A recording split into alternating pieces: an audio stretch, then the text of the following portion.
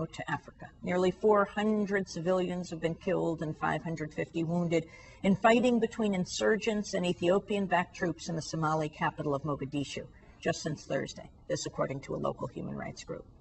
The toll from the Oman Peace and Human Rights Organization was the first comprehensive count of casualties from what aid agencies are calling the worst fighting in Somalia in 15 years.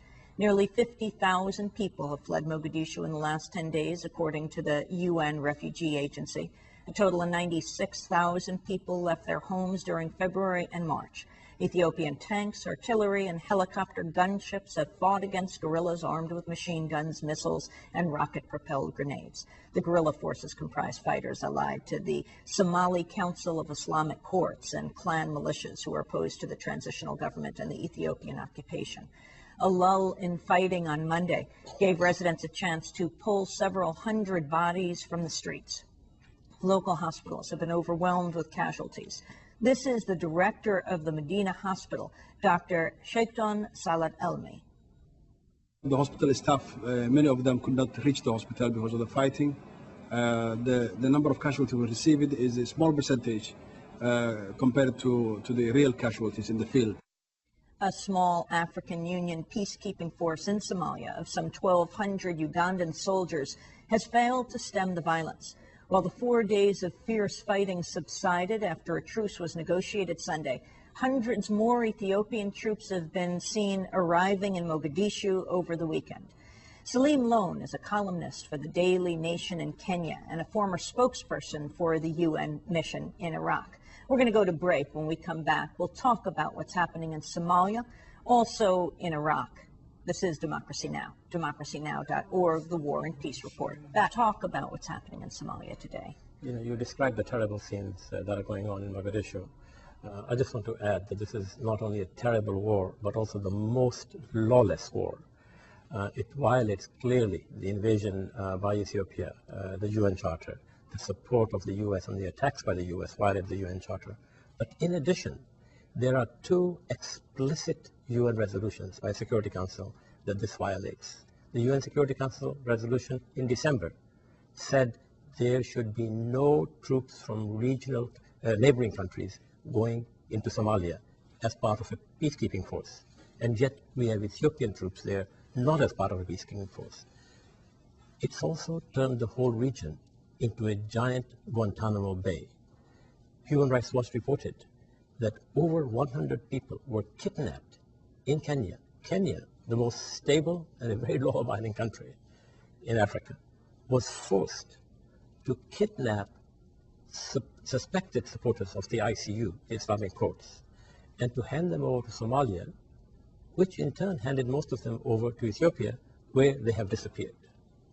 So this is really a terrible war, and another reason it's so terrible is because for 6 months last year, from June to December, as reported by Democracy Now!, as reported by the New York Times, BBC, Deutsche Welle, Xinhua News Agency, every media in the world reported that the Islamic Courts Union had brought a high level of stability to Somalia, and they had done so without the massive use of force. So this is just, a classic example of the U.S. overreaching, relentless drive for domination rather than caring for the stability and security of small nations. What is the U.S.'s interest here? Oh, it's also very clear. First of all, this is a crucial region. It's the Horn of Africa. Somalia is at the heart of the Horn of Africa. You have the Red Sea, through which, tankers and military armadas flow every day. It's also a newly oil-rich region. We've had the Somali president in that region twice in a year, trying to negotiate deals. So the U.S. what they wanted in Somalia was what they wanted in Iraq. I mean, the similarities are quite astonishing. It's just that the world knows about Iraq. The media here does not cover Somalia at all, except as spot news. The U.S. began to say, once the Islamic Courts Union became dominant in Somalia last year, it began to say there is terrorism there, just like it said about Saddam Hussein, that he was linked to terrorists. It also began in Iraq. We had the weapons of mass destruction. Well, we have a weapon of mass destruction, according to the U.S., in Somalia, which is Muslims. Islamists are just routinely now conflated with extremists. So it gives the U.S., I shouldn't say the U.S. because I'm hoping that there will be a change in the U.S. and it will actually, a new Democratic majority and the new president will do something about it. It gives them it has given the Bush administration the camouflage to impose its own client regime in Somalia, which will do its bidding. And the same for Ethiopia. Neither one of them actually cares for stability and security in Somalia. If they did, they would have engaged with the Islamic Courts Union. The Islamic Courts Union made repeated efforts to say to the West, we want to negotiate. Yes, they had a few hot agents there. They had some people who might even have been terrorists. But this was vastly exaggerated so that the U.S. could pursue its goals.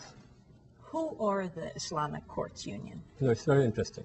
Despite the name, they were actually started by Somali businessmen. Somalis are great entrepreneurs. And even in the 15 years of violence, they have the best cell phone system. They've done amazing things in the chaos, Somali businessmen. But they wanted a more secure environment for themselves.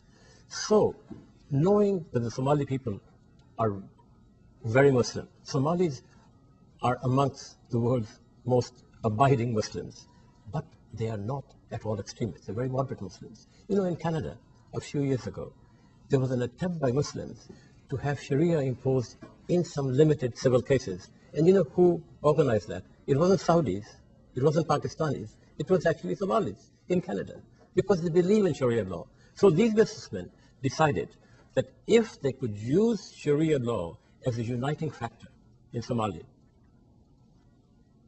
there would be peace there, and they could do better. So 11 courts were established. 9 of them were led by very moderate Somalis. 2 of them were led by radicals. So that is what the Islamic Courts Union was, and they quickly provided security, and they quickly began to provide services. And that is why they became so popular. And that is why the US and Ethiopia decided to go and overthrow.